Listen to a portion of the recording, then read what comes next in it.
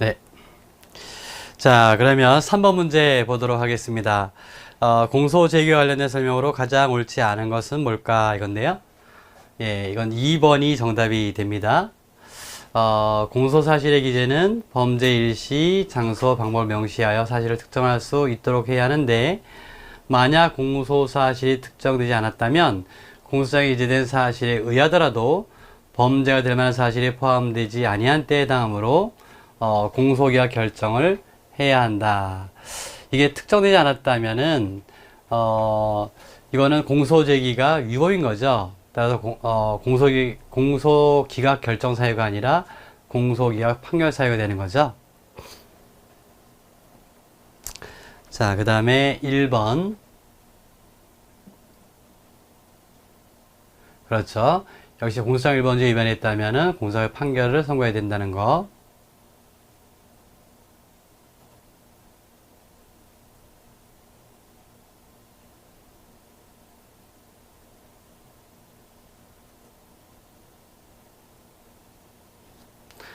예, 이게 공범에 대한 공소제기가, 피고인에 대한 공소제기가 공범에게 미치지 않습니까? 예, 그런데, 거기 보시는 것처럼,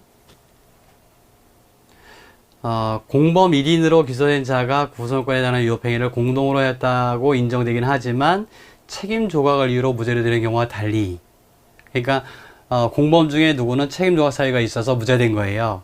그런 경우와 달리 범죄의 증명이 없다는 이유로 공범 중 1인이 무죄의 확정 판결을 선고받은 경우에 그를 공범이라 할 수 없어서 그에 대해 제기된 공소로서는 진범에 대한 공소시효 정지 효력이 없다. 예. 그래서 원래 공소 제기된 자가 진범과 관련성이 없는 거죠. 결과적으로 무죄 판결이 확정됐다면은 그럴 경우에는 진범에 대한 공소제기 효력이 없다는 것이죠. 만약에 이런 경우까지도 진범에 대한 공소제기 효력이 있다라고 한다면 어떻게 할까요? 진범이 누군지 몰라요. 모르는데 일단 아무나 공소제기할 수 있는 거죠. 그 사람은 물론 무죄 판결을 받을 겁니다. 그랬을 때 공소제기 효력이 공소시효와 관련해서 보게 되면 진범에까지 미친다라고 한다면 진범에 대한 공소시효 규정이라고 하는 것은 의미가 없죠. 예, 그런 내용이 됩니다.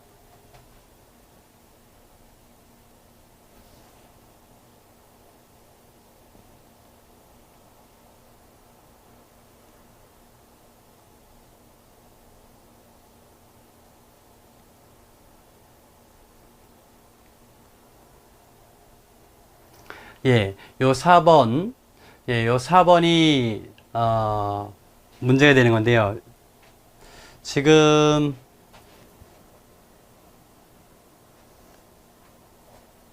자, 요걸 한번 다시 한번 보실까요? 강간죄에 대해서 고소가 없거나 고소가 취소된 경우, 강간죄의 고소기간이 경과한 후에 고소가 있는 경우에 그 강간 범행의 수단으로 사용된 또는 그에 수반하여 저질러진 폭행 협박의 점을 따로 떼어 폭행죄나 협박죄 또는 폭력행위 등 처벌해야 할 법률 위반죄로 공소 제기했다면, 지금 요 사건, 요 폭행이나 협박이라고 하는 것은 강간죄의 수단에 불과한 거잖아요. 그랬을 경우 공소기각의 판결을 선고하여야 한다, 이렇게 되어 있습니다. 자, 이럴 경우, 과연 이 부분에 대해서 공소제기할 수 있느냐라는 거예요. 예. 무슨 얘기냐면은, 어떤, 정의에 불타는 검사가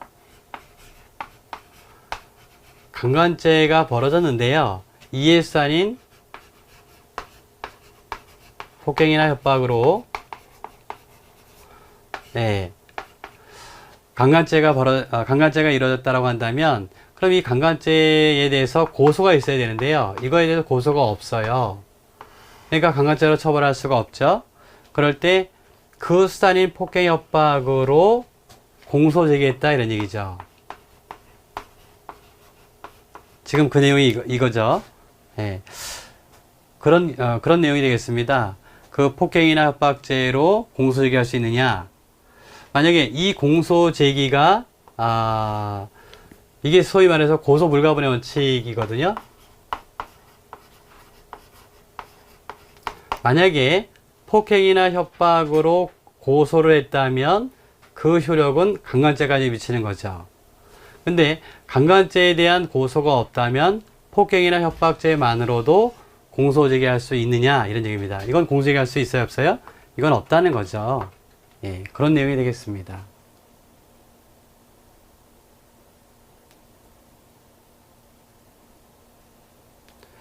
자, 4번 공소제기하는 다음 설명 중 가장 옳지 않은 것은 뭘까? 이건데요. 자, 4번의 정답은 4번이 되겠습니다. 공소사실의 일부가 다소 불명확해서 그와 함께 적시된 다른 사항들에 의하여 공소사실을 특정할 수 있고 그리하여 피고인의 방어권 행사에 지장이 없다 하더라도 그 공소제기는 무효이다. 예. 물론 이제 공소사실은 특정해야 돼요. 그런데 그 일부가 불명확해서 다른 그와 함께 적시된 다른 사항들에 의해서 그 공소사실을 특정할 수 있다면 그렇다면 그 다소 불명확한 것이라고 해서 그것만 가지고 공소제기가 무효로 보기는 어렵겠죠. 예. 그래서 이럴 경우 공소제기가 무효라서 공소제기 판결하면 안 됩니다.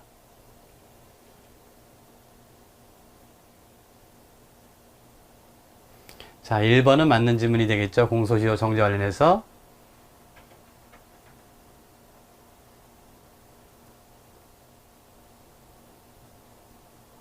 예, 요 2번도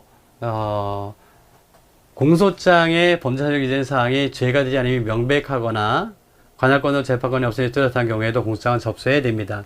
이럴 경우 법원은 어떻게 해야죠?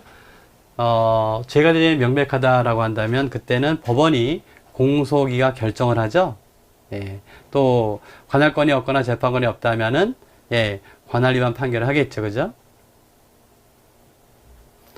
그 다음에 피고인이 특정되지 않았다면 역시 공소제기에 위법이 있는 거죠. 무효이태에 해당되기 때문에 공소기각 판결하게 됩니다.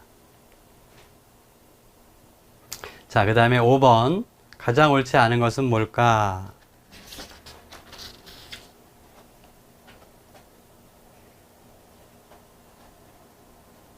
예, 역시 3번이 정답이 되죠. 예, 이 경우에 마약 투약 시기, 양과 투약 방법 등의 공소사실이 특정되지 아니해서 피고인 방어권 행사의 지장을 초래할 위험이 큰 경우라고 한다면 무죄 판결을 해야 한다? 그게 아니라 이때는 특정되지 않았잖아요. 그렇다면 공소하게 판결해야 되겠죠.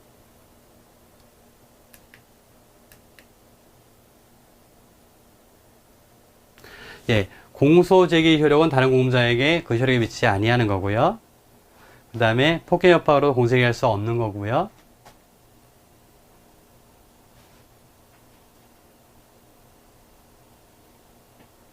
예, 마찬가지죠. 성명 모형의 경우에 공소장에 피모용자가 피고인을 폐지했다 하더라도 모용자가 피고인이 되는 것이고 피모용자가 공소 제기 효력이 미치는 것은 아닌 거죠. 자, 그 다음에 6번 문제 가장 옳지 않은 것은 뭘까?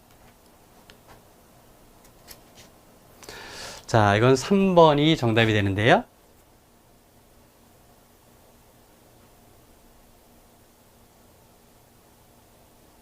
예.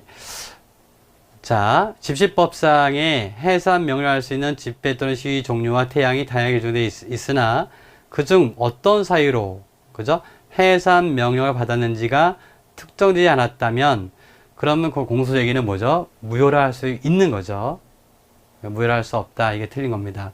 왜냐하면 이것이 결과적으로 공소사실, 그 범죄되는 사실이 공소사실이니까요. 어떤 행위로 인해서 해산 명령을 했느냐 이걸 알 수가 없다면 결국 공소사실이 특정되지 않은 것으로 봐야 되겠죠.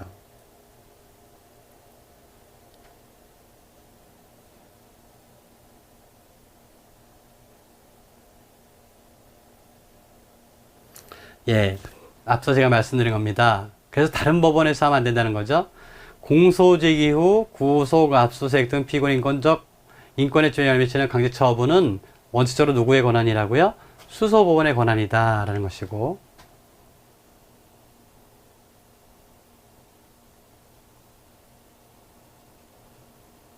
예, 역시 마찬가지입니다.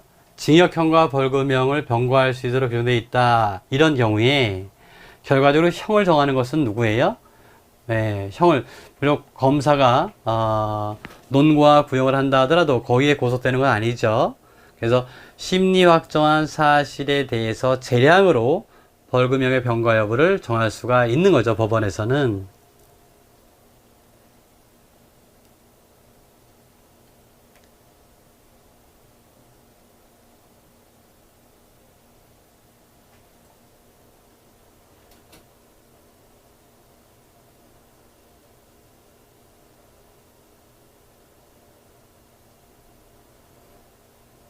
네, 요 4번 지부도 마찬가지가 되겠습니다.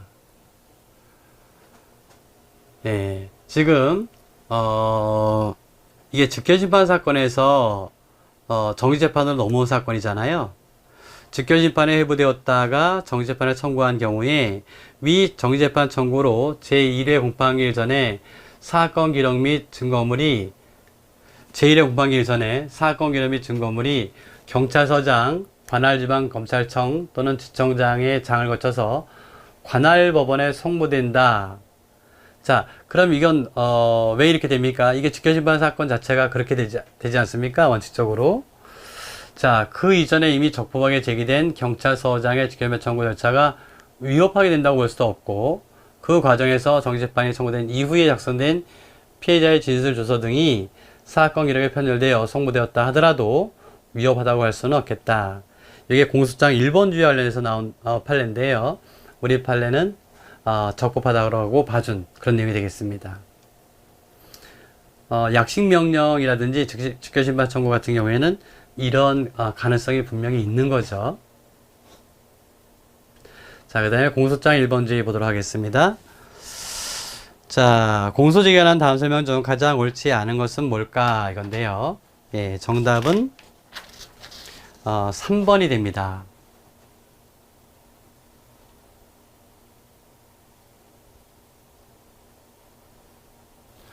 자, 지금 공소장 1번지의 위배에 대한 공소장에 대해서 피고인 측이 유효하게 이의를 제기했어요.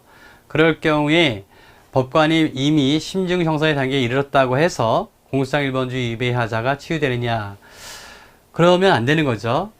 이 공소장 1번주의 자체는 법관의 예단을 막기 위한 것인데, 그러면 예단을 갖고 심증을 형성했으니 이거대로 하자를 치유해주면, 하자 치유를 인정해주면 안 되는 거죠. 그래서 하자 치유가 된다. 이게 틀린 것이고요.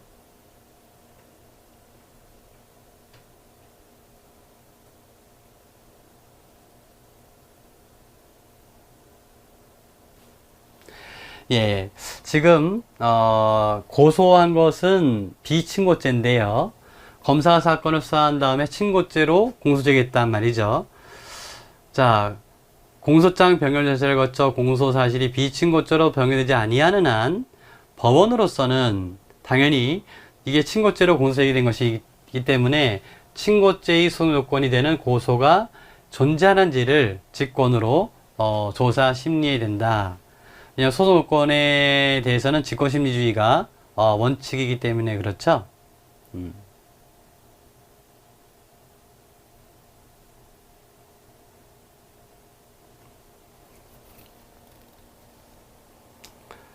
자, 자, 여기 공소제의가 위법무효라고 한다면, 그죠? 그러면 이건 어떻게 될까요? 공소기각 판결을 해야 되겠죠? 그렇지만 그 공소기각 판결이 확정되기 전까지는 공소시효 진행은 정지되는 것입니다.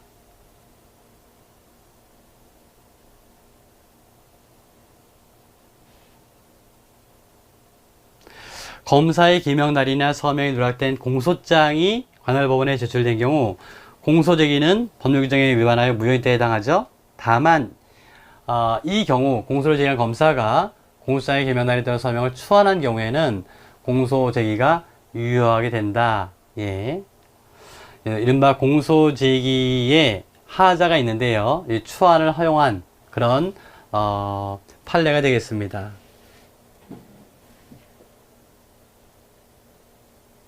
자, 다음 공소장 1번지에 대한 설명으로 옳은 것은 뭘까 이건데요. 예, 정답은 1번이 옳은 질문이에요. 지금 여기 동기거든요. 살인, 방화 이 경우에는 동기범죄라고 하지 않습니까?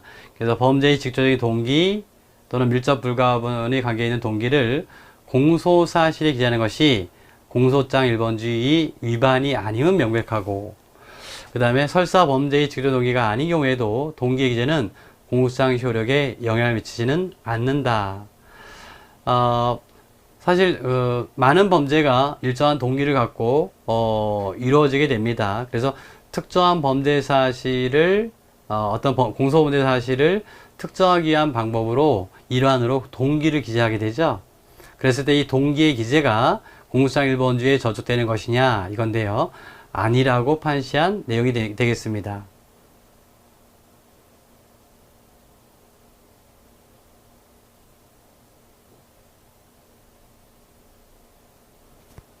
예, 이거는 우리 법에 나와 있는 거죠. 그래서 체포나 구속된 후 석방된 피고인에 대해서 공소시효가 이루어졌다면 그 공소장에 그 사실, 구속영장 기타 구속에 관한 서류를 첨부하는 거, 이거는 필요한 거죠. 그래서 이거 공소장 1번주 위반이 아니다 이겁니다. 위반이라고 했으니 틀린 거고요.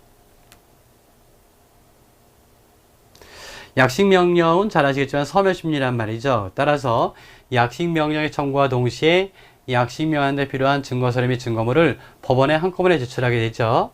그 후 약식명령에 대한 정치판 청구가 제기됐다면 법원이 증거서류 및 증거물을 검사에게 반환하지 않고 보관하고 있다면 이는 공소장 1번주 위반이 되는 것이다. 그래서 이럴 때 어떻게 하죠? 다시 보냈다가 받게 됩니다. 이것은요. 자, 공소장에 누범이나 상습범을 구성하지 않는 전과 사실을 기재했다면 공소장 1번주에 위반이 된다. 이거는 누범이나 상습범이라고 하는 것은 당해 공소범죄 사실과 관련돼 있어요. 그렇지만 그와 관련이 없는 전과예요. 그럴 경우에는 그 피고인의 악행이라든지 과거 전력이 법원이나 법관에게 심리적인 영향을 줄 수가 있기 때문에 예단을 발생할 염려가 있기 때문에 이거는 안 되겠다는 것이죠.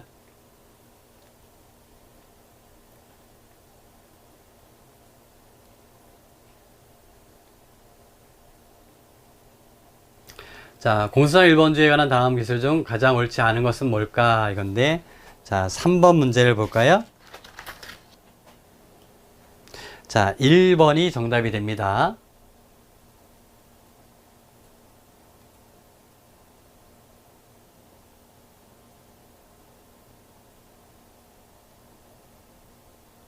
자, 공소장 1번주의 효과에 관해서 보게 되면 이건 항상 치유될 수 없기 때문에 시기나 위반의 정도와 무관하게 항상 공소기각 판결을 해야 하는 것이냐 이건데요. 요 항상 부분이 틀린 거죠. 자, 이거는 우리 판례를 한번 확인해 보면 좋을 것 같습니다.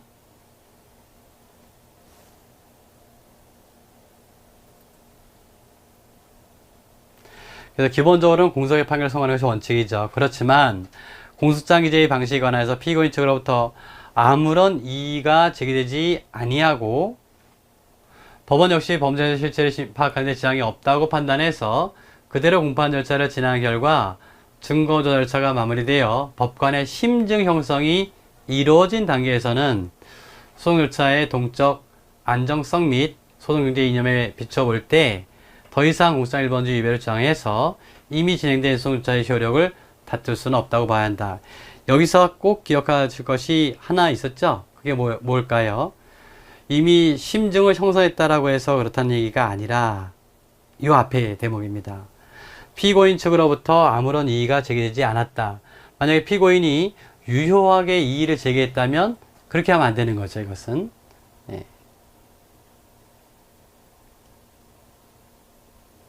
그래서 만약에 피고인 측이 이의를 제기하지 않았고 이미 증거조사가 다 완료됐다면, 그래서 심증이 형성됐다면 이때는 공소장 1번주의 하자가 어떻게 된다는 얘기죠? 치유될 수 있다. 이런 얘기 되겠죠?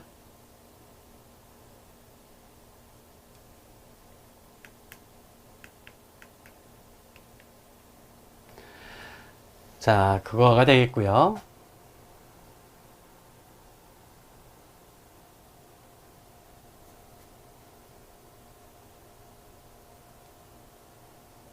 자, 이건 판례니까 2번 하면 그냥 참고해서 봐주시기 바랍니다. 예, 여기에 대한 동기와 경위를 기재한 거예요. 그 정도 가지고는 위배라고 볼 수 없다라는 얘기고, 이건 뭐 약식 명령 자체가 서면심리이기 때문에 어쩔 수가 없는 거죠.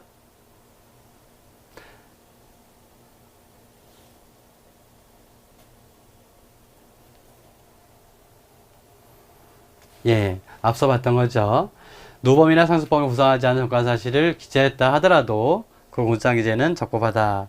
원래는 그러한 그 전과 사실을 기재하는 것이 예단을 갖게 한다라고 해서 학설상으로는 이것도 역시 안 된다라고 보고 있는데 우리 판례는 적법하다라고 보고 있는 것입니다. 자, 그 다음에 4번 공소제기란 설명 중 가장 옳지 않은 것은 뭘까 이건데, 예, 이건 4번 지문이 틀린 지문이네요. 이건 앞서 봤던 것처럼 구속에 관한 서류를 첨부하는 거, 이거 공소장 1번지 위반이 아니다라고 봤던 거죠. 예, 이거는 우리가 검사 국가소추주의를 채택하고 있고, 그 다음에 기소독점주의를 채택하고 있죠. 예, 그리고 검사의 재량이 있다는 거, 기소 편의주의죠.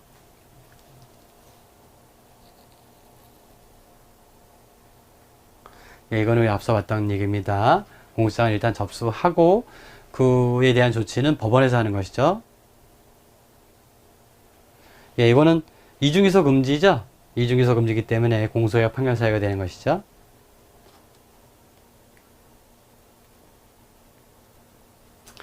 자, 그 다음에 공소제기 효과가 되겠습니다. 자, 1번 가장 옳지 않은 것은 뭘까 이건데요. 예, 3번이 틀린 질문이네요.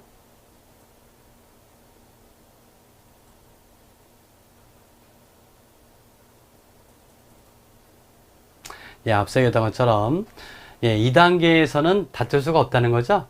예, 다툴 수 있다 했으니 틀린 것이죠. 요거는 이제 공소사실의 기재 방식입니다. 1번은 범죄 일시는 이중기소나 시효에 저촉되지 않을 정도로, 장소는 토지 관할, 방법은 범죄 구성 요건을 밝히는 정도, 이러면 족하겠다는 거고요. 예, 그 다음에 만약에 명료하지 못하게 되면 성명권 행사해야 됩니다.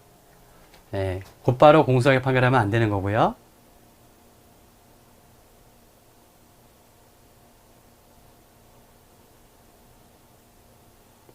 예, 요거는 우리가 공소장 변경의 요부에서 논의하는 건데, 원칙적으로는 공소장 변경이 어느 때 필요할 것인가.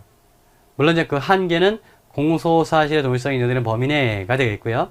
그 다음에 바로 이 점이죠. 그것이 피고인의 방어에 실적으로 불이익을 주느냐. 예, 그죠?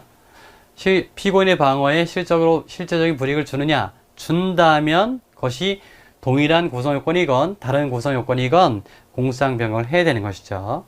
따라서 만약에 그러한 불이익을 주지 않는다라고 한다면 공소장 변경 절차를 거치지 않고 직권으로 공소장의 기재와 다른 법조를 적용할 수가 있다.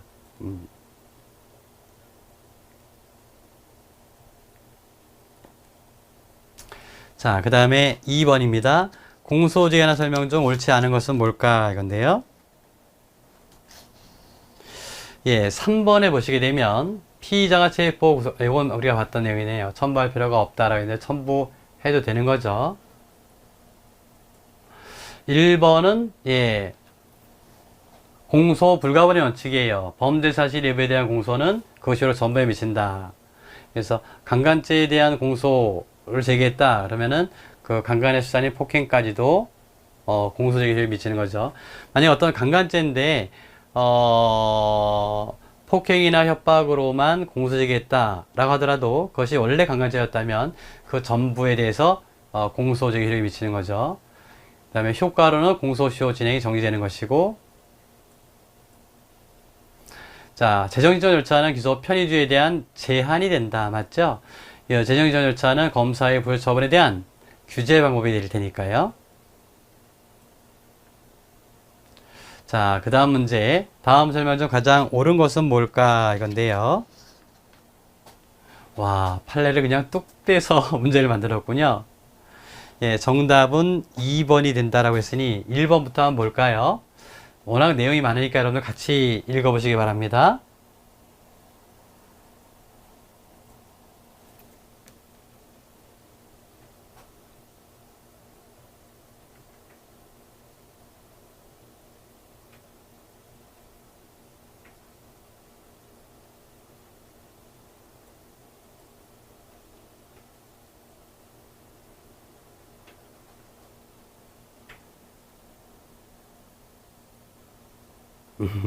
이거는 공소제기 방식이에요.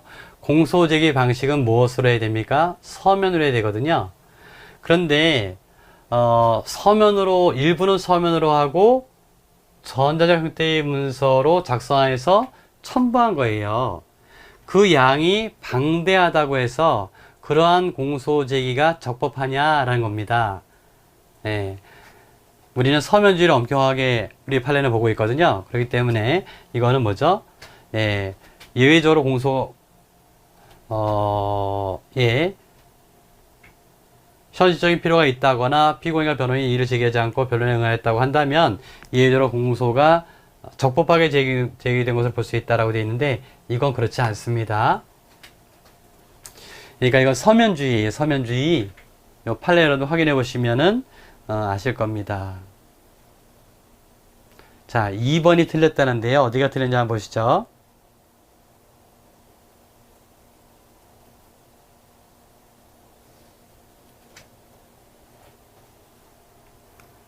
아, 피해자가 다른 경우죠?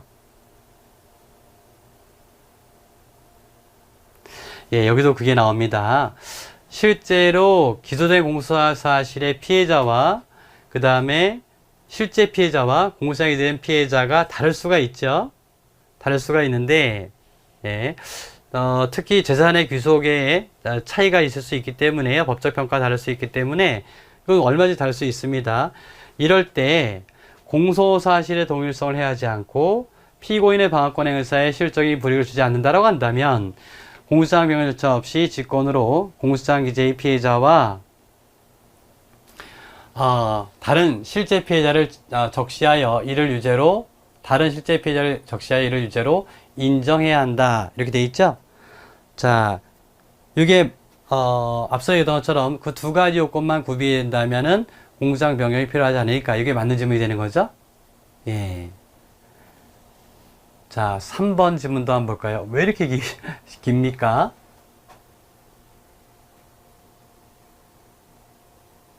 그렇죠. 포괄일제의 경우에는 전부에 미치는 거죠. 예, 0816에 범죄 사실이 추가로 발견됐어요. 검사는 그렇죠. 당연히 추가할 수 있죠.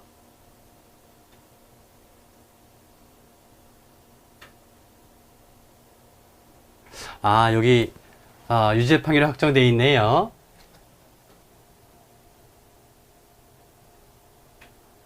예, 맞습니다. 이렇게 확정이 되게 되면 판결의 확정으로 이게 별개의 사건이 되는 거죠. 원래는 하나의 사건이었는데 별개의 사건이 됩니다. 추가로 발견된 확정 판결 후 범죄 사실은 공소된 범죄 사실과 분단되어 동일성이 없는 별개의 범죄자가 되지만 이때도 검사는 여기가 잘못됐네요. 이렇게 된다면 말이죠. 이게 확정 판결이 났다면요.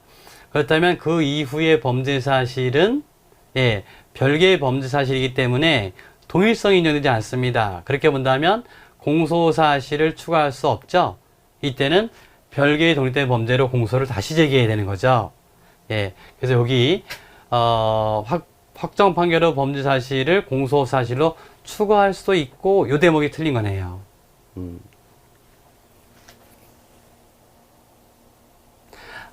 요 내용은 뭐냐면 공소사실의 동일성을 어떻게 판단할 것이냐의 문제인데 원칙적으로는 기본적 사실관계에 동일한지를 가지고 판단할 때 우리 판례는 원칙적으로 저렇게 보면서도 예, 규범적 요소를 고려하죠.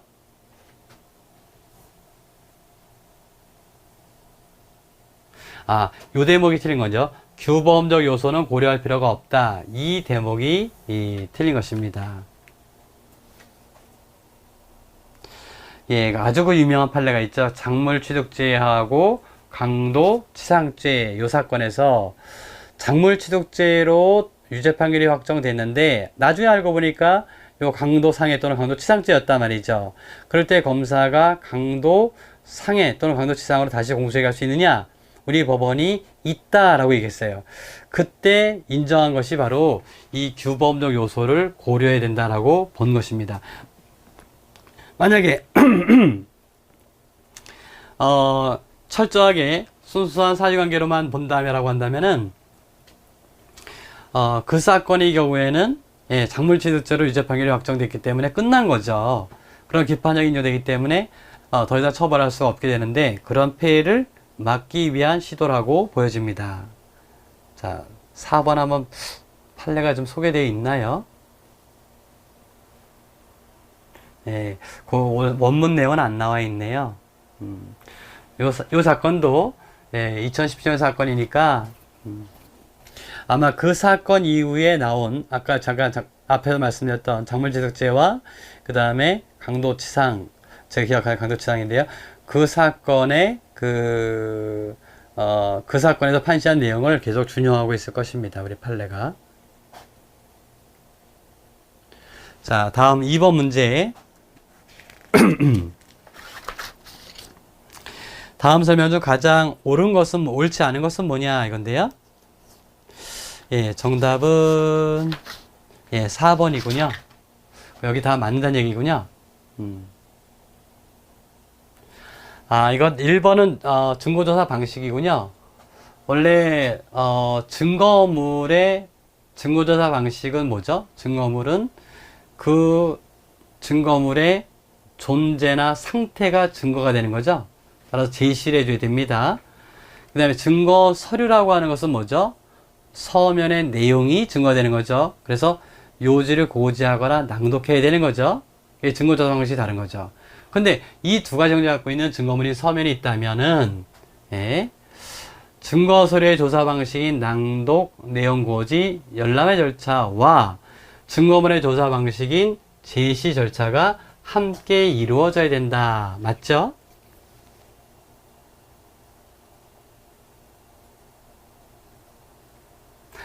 요거는 전문 증거의 요건입니다. 전문 증거가 되기 위해서는 그 자체가 증거이기 때문에 어떤 범죄 사실을 증명하기 위한 증거라야 돼요. 근데 전문 증거는 진술 증거거든요. 근데 그 진술 자체가 어떤 범죄가 될 수 있어요. 다시 말하면 그 진술 자체가 요증 사실일 수가 있습니다. 그 얘기예요. 그래서 그와 같은 진술을 하였다는 것 자체 또는 그 진술의 진실성과 관계없는 간접 사실의 정황 증거를 사용할 때는 반드시 전문 증거가 되는 것은 아니다. 예를 들어서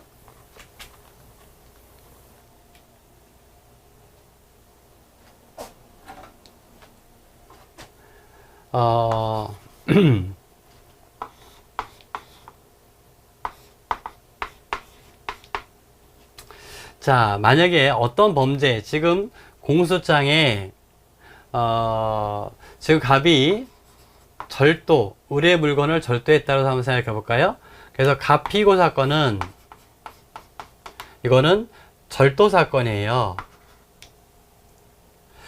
근데 병이 이렇게 얘기하는 겁니다.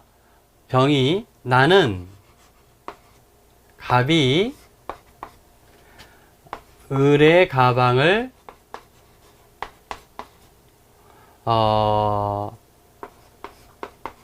가져가는 것을 보았다. 만약에 이렇게 병이 이야기했다라고 생각해 보세요.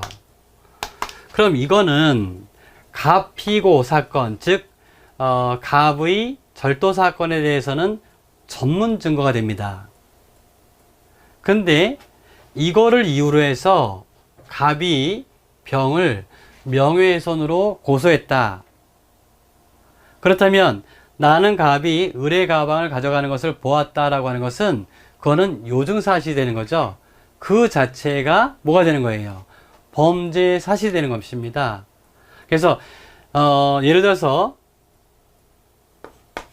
병피고 사건이라고 한다면, 이거는 예컨대 명예훼손이라고 한다면, 여기서는 요 진술이 전문 증거가 되겠지만 요 사건에서는 전문 증거가 아니라 뭐죠? 예, 요증 사실이 되는 거죠. 지금 그 얘기입니다. 그래서 이럴 때는 전문 증거가 되는 것은 아니다, 이런 얘기예요.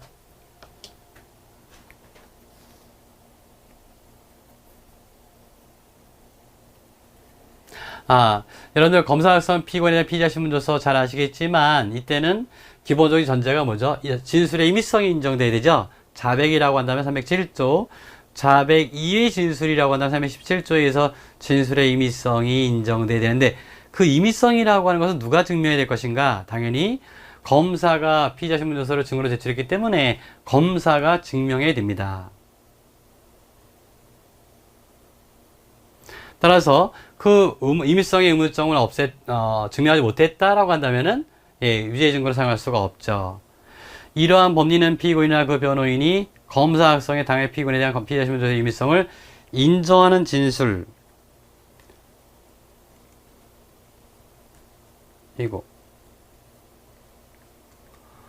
를 하였다가 이를 번복하는 경우에도 마찬가지로 적용된다. 무슨 얘기냐면, 피고인이나 변호인이 인정했다가 부인해버린 거예요.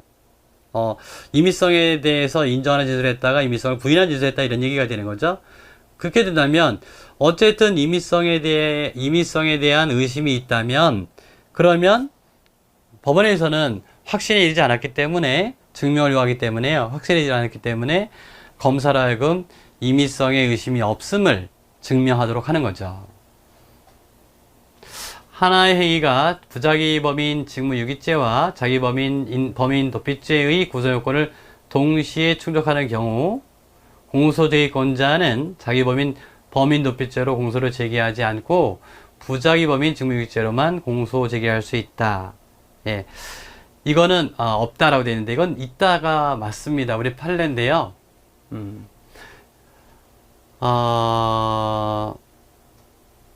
그러니까 이렇게 자기범과 그 다음에 부자기범이 경합하고 있는 거죠. 상상적 경합을 하고 있을 때, 그러면 검사는 두 개의 범죄에 대해서 다 공소 제기해야 되느냐, 하나만 공소 제기할 수 있느냐, 이런 얘기예요. 이에 대해서 우리 판례는 하나만 공소 제기할 수 있다, 이런 취지의 판시입니다. 자, 그 다음 3번 문제를 볼까요? 공소제기하는 설명 중 옳은 것으로 짝지어진 것은 뭘까? 이건데요. 자, 공소는 검사가 피고인으로 정한 사람 외에 다른 사람에게는 효력이 없다. 공소 효는, 예, 공범에게 미친다. 맞죠? 범죄 사실 일부에 대한 공소는 전부에 미친다. 맞고요.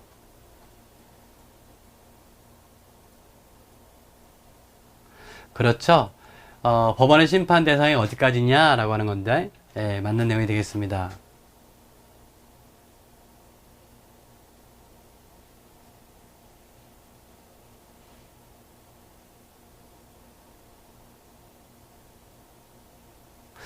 여기에 함정이 있었군요. 이게 정말 어렵게 써놨네요. 원래 공소사실에 동일성 있는 사실이 있다면은 공소제기 효력은 전부에 미치지 않습니까? 자, 그런데 앞서 잠깐 얘기했던 것처럼 공소장 변경의 요부, 그럴 경우에 공소장을 변경해야만 법원이 심리할 수 있느냐, 이 부분에 있어서 두 가지 요건이라 그랬죠. 공소사실의 동일성이 인정되고, 그 다음에 피고인의 방어에 실적 불이익이 없어야 돼요. 그런데 보니까 실적 불이익을 초래할 염려가 없다, 여기서 끝나야 되는데, 없는 경우가 아니면, 그러니까 뭐예요? 결과적으로 실질적 불이익을 초래할 염려가 있죠? 그러면 법원이 임의로 공소사실과 다르게 인정할 수가 없는 거죠. 그죠? 없는 경우가 아니면 그 얘기는 뭐예요? 염려가 있다는 거죠. 실적 불이익을 초래할 염려가 있다, 이렇게 되는 거죠. 부정의 부정이니까. 그렇다면 있다면, 예, 이건 법원이 공소장 변경을 해야 되는 거지. 공소장 변경을 해서 인정해야 되는 것이지 임의로 공소사실과 다르게 인정할 수는 없는 거죠. 이거 말을 굉장히 어렵게 써놨네요. 요 대목만 여러분 이해하시면 될 것 같습니다. 초래할 염려가 없는 경우가 아니면, 이렇게 쓰니까 굉장히 어렵게 만들어놨네요. 그래서 없다 아니다 라고 했으니까 결국 있다라고 되는 거죠.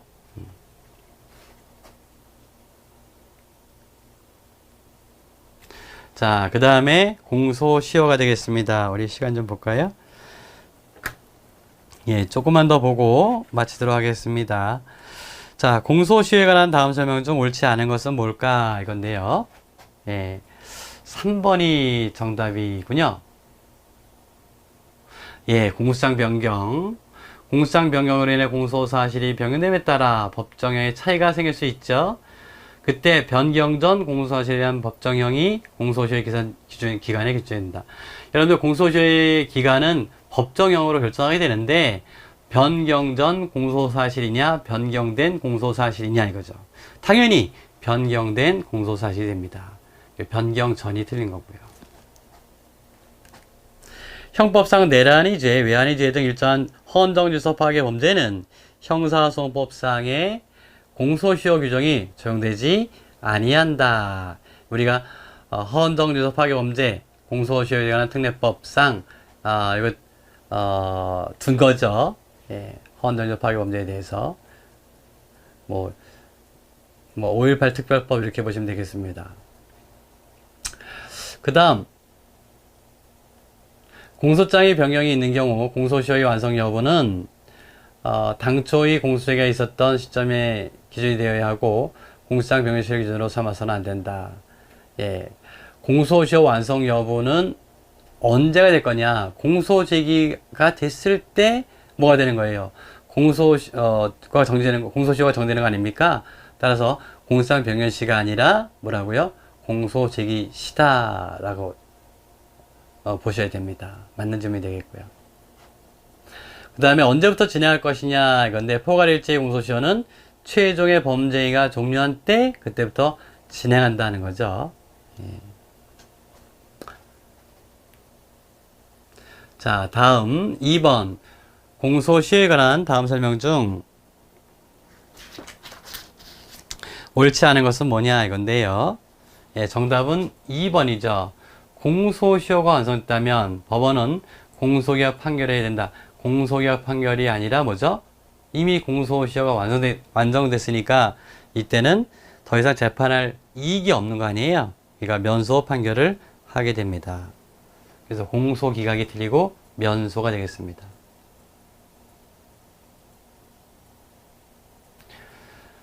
자, 1번이야 틀린 지문이 아니죠. 이건 조문이니까 다 외울 수는 없습니다. 그 다음에 언제 다시 진행할 것이냐 이건데 공소기각이나 관할 위반의 재판이 확정되면 그때 다시 진행한다. 맞죠? 그 다음에 신법의 법정형을 기준으로 한다는 거. 자, 그 다음 3번 다음 설명 중 가장 옳지 않은 것은 뭘까 이건데요. 이거는 2번이 틀린 질문이 됩니다. 1번부터 볼까요?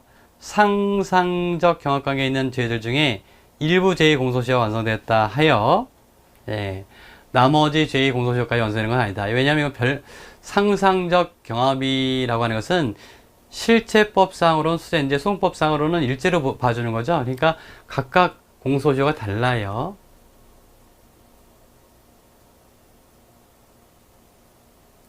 검사가 강도살인죄로 공소시효 기간 내에 기소하였는데 법원이 공소장 변경 없이 강도죄만 유죄로 인정할 경우, 그러니까 강도살인은 인정되지 않는다는 얘기죠. 강도죄의 법정의 기준으로는 공소시효 당시에 이미 공소시효가 완성되었다면 그러면 면소 판결을 할 수 없다. 자, 공소시효 완성 여부는 언제 기준으로 본다 그랬어요? 공소 제기 시효 기준으로 본다 그랬어요. 뭘 가지고? 지금 이 경우에는 강도살인죄보다 축소사실이니까 이럴 경우에는 공소장 변경을 요하지 않는단 말이에요. 따라서 공소장 변경을 요하지 않는 강도죄로만 인정하는 건데, 그러니까 이미 강도죄의 법정형으로 봤을 때 공소시효가 이미 완성됐단 말이에요. 공소제기 시에. 그렇다면 면소 판결해야 되는 것이죠. 예, 이때는 신법을 따라야 된다는 것이고, 예, 이것도 기억하실만 하죠.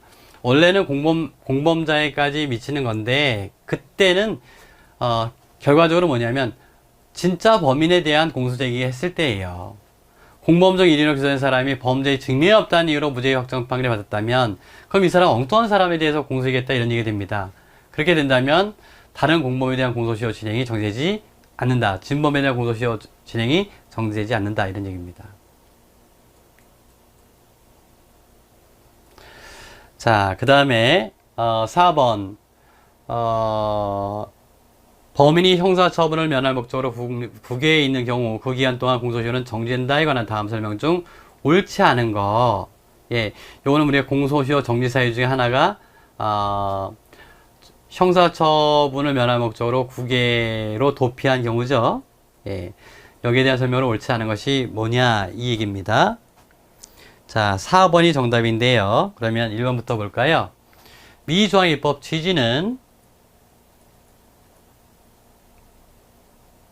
예, 결국 범인을 처벌해서 형벌권을 적절하게 실현하고자 하는 데 있다. 맞죠? 형사처분을 면할 목적이라고 하는 것은 국외 처리의 이것 중요합니다. 유일한 목적으로 되는 것에 한정되는 것이 아니라는 거예요. 범인이 가진 여러 국외 처리 목적 중에 포함되어 있으면 족하다. 기억하시고,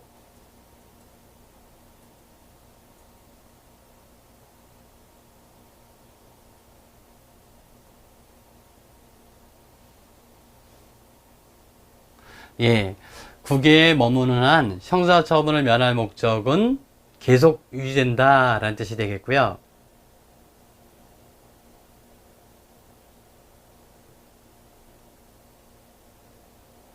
예, 여기서는 이 당해 사건에 대해서는 처벌할 가능성을 알지 못했다면 알아야만 뭐가 되는 거죠?